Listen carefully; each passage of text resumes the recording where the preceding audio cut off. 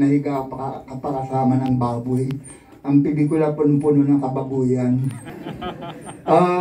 I think this is the weirdest movie that I have seen this year. Diba? In a good way, Sir Mario. Yeah. Okay. But it's really something new for Viva Max viewers kasi even the scenes of sex are kind of ritualistic. Diba? It's with sadomasochism, complete with blood and gore, may murder, lahat nandito na yata drugs.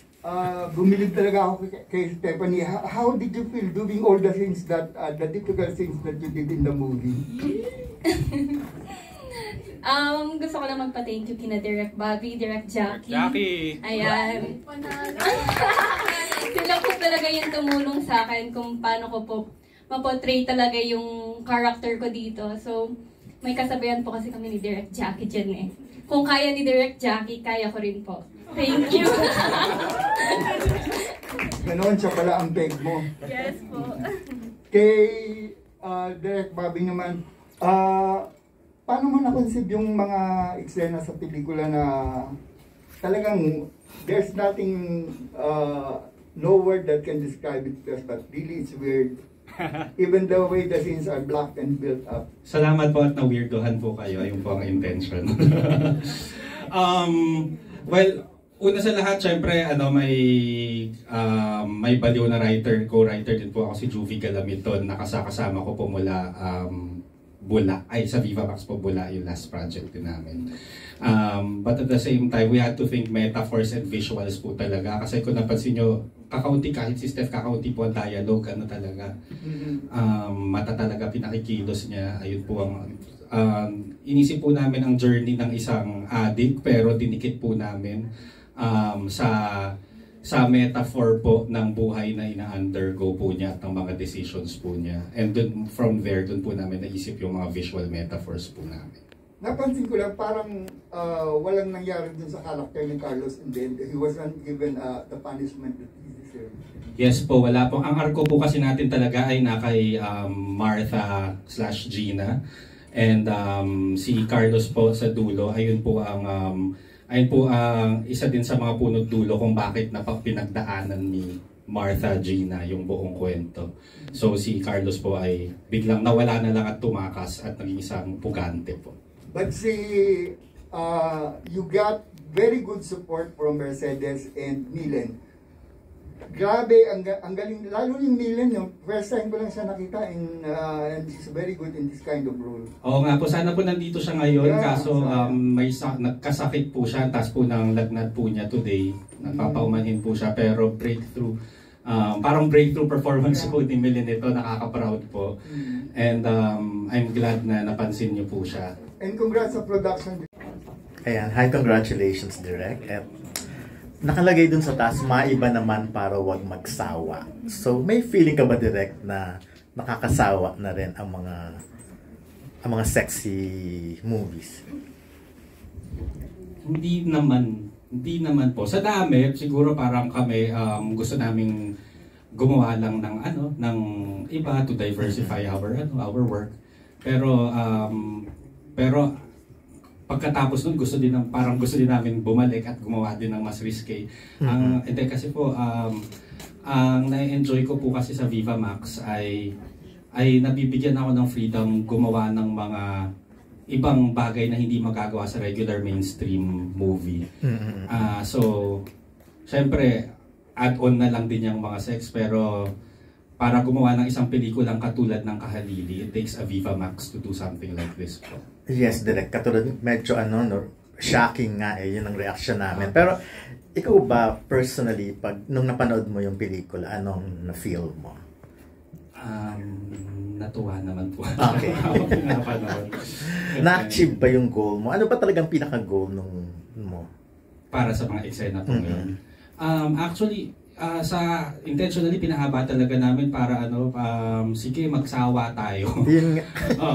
Magsawa Pero tayo para sa wag mga magsawa sa mga nakikita natin. Sige, tingnan natin una, masasarapan ba kayo o masasapagsasawa kayo.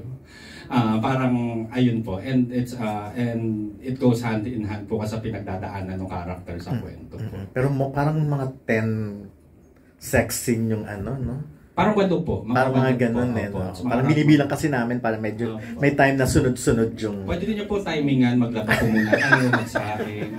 Tapos tingnan niyo po ulit kung ganyan. Anong pinakamahirap doon, direct? Na eksena? Yes. Saan po? Sa love scene? Sa love scene muna. Sa love scene? Siguro ang pinaka-challenging yung may orgy po talaga. Yun talaga kasi yung po, number 1, puyat na po kami nung time na yun na ginagawa namin.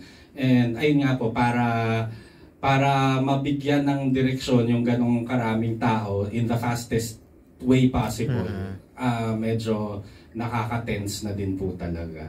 Pero ikaw ba, very technical ka bang magbigay ng instructions or yung...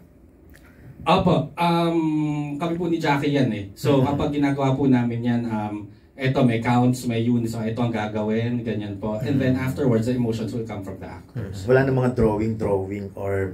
Wala nang gano'n. Wala. May mga demo. Ikaw nagde-demo? Ay, hindi po. Okay. Parang stand-ins po. Para lang makita nila yung motion ng actors. And then, yun po. Pero syempre, hindi ko kayang ito. Hindi ko kayang ito. Oo nga, pero talagang achieve yung maiba naman, di ba? Mga 10 sila, no? Mga 10 po. Syempre, mas naparami na lang sa shots yung itsura. Na lang to, close up. Pero, ayun po, sinigurado naman po namin doon kumuha kami ng mga artista para doon, aware sila na ito ang gagawin ninyo, magkakaroon kayo ng orgy scene. So, nung pumasok sila sa eksena, handa po silang gawin 'yon. And syempre, sabay-sabay naming magkatuwang po kami ni Jackie, ang associate director ko po sa pag-conceive nitong mga sex scene and orgy scene. Mabuti po napag-practicean ko na po yan dahil hindi po ako ang gumawa. Napag-practicean ko na po dati sa isang project ko din with Viva Max, which is Sex Hub. May orgy scene din po doon ng mga matatanda na mga senior citizens na involved. So medyo hindi na po ako na-shock sa next ayun po. And then after, may isang medyo kakaibang eksena pa din po kaming ginawa, which involves yung gatas po. Ayon on set collaboration na namin yun with Milen and Sid Lucero habang paano pa ba natin iibahin tong orgy scene pa na to, and syempre relating to the story, sabay-sabay po namin na i-connect at nagawa po dun sa pelikula. Hindi naman kayo nahirapan sa instruction, sa blocking, gano'n, no? Kasi ang goal po namin talaga pag sa love scenes, 2 take lang, tapos para so medyo nahirapan din nung una kasi ayun nga po, ang dami-dami po nila, so kailangan nilang ma-register sa isip na kung ano kailangan gawin.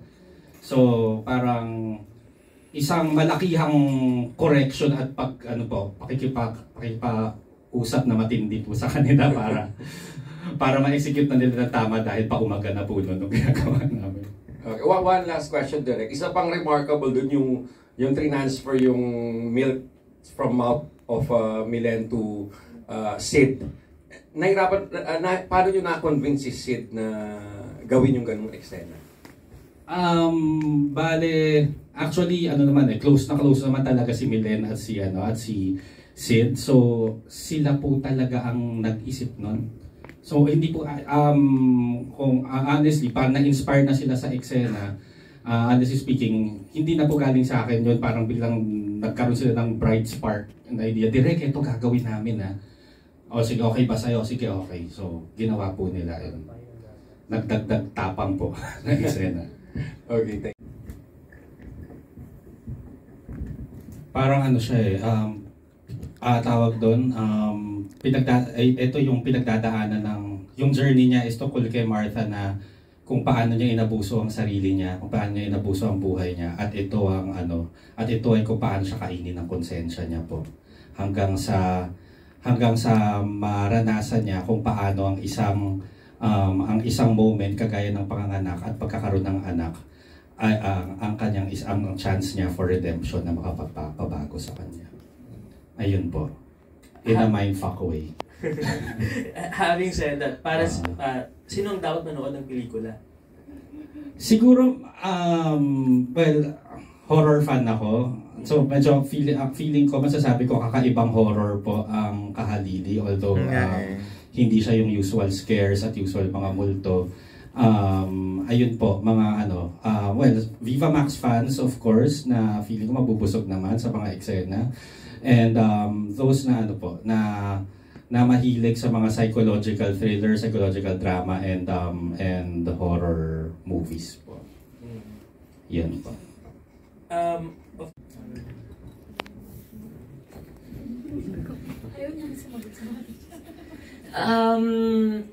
Siguro kung kailangan naman kasi sa story, masarap siyang gawin eh. Like kung kailangan talaga siya sa kwento, kumbaga kailangan siya dun eh. So bakit kang magsasawang gawin kung parte siya ng storytelling? So far wala pa naman ako nakakuha project na parang lang, yung pinilit. Parang hindi naman kailangan, tas kailangan gawin.